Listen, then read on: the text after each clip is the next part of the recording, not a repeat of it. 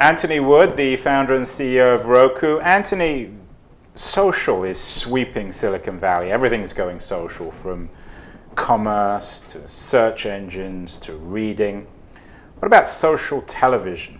Where and how will the social revolutionize the business you're in?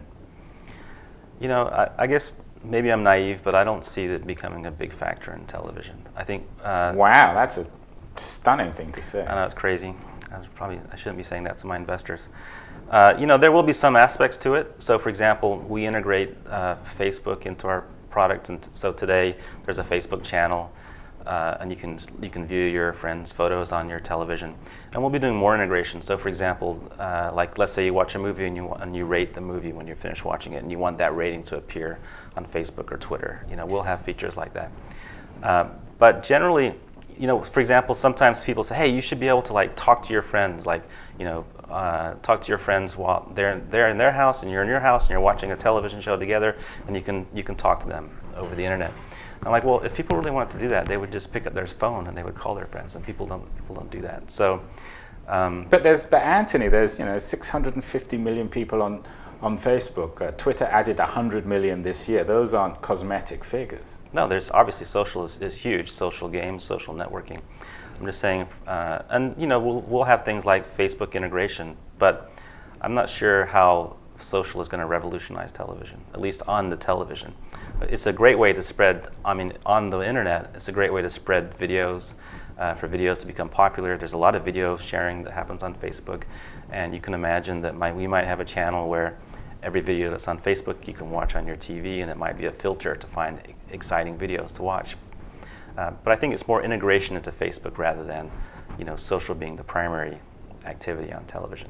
So you see, say in 2020, when the DVR's dead and you've taken over the world, you still see a clear demarcation between the television and the internet, and between, say, instant messaging and social media and the telephone, and we'll still have that sit-back experience of sitting in front of a screen and watching something.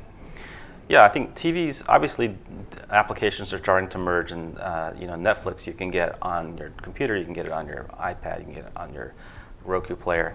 So applications are starting to merge, but there's different screen sizes, and different screen sizes I think are used in different ways. So people have a phone, they have a tablet, they have their television, and the television screen size is really about sitting on the couch, relaxing, you know, eating a bowl of cereal and watching television.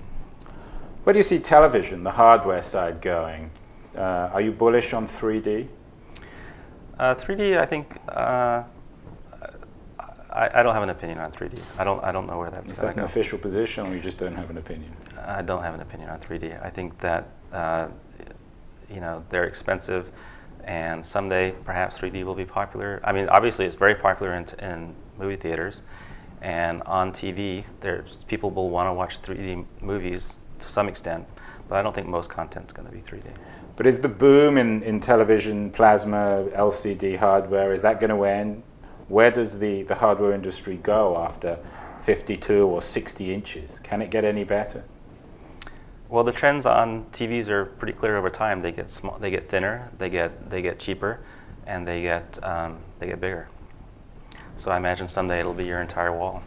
It'll be your TV. And when it's your entire wall and it's as thin as 2 or 3 inches, what does that mean for you? Is it good or bad? Well, it's good, because then people will keep watching television. The more you better have a thin box, though. Well, you know, I think there's different kinds of boxes. So there's game consoles, there's Blu-ray players, there's internet TV players, and some of those boxes are going to emerge over time. I think game consoles, Blu-ray players are obviously going to go away. I think, you know, we talk about when will there be the one box to rule them all, and that's our goal, to be that one box. Do you think you can be that one box that rules them all? We will definitely be that one box that rules them all. Definitely? Definitely. What do you most fear? You know, I think it's a very competitive industry, so the thing that we worry about the most is just making sure we have the best product, the cheapest product, the most content, so there's still a reason to buy a Roku versus one of our competitors, and that's what we focus on every day. And are you hiring?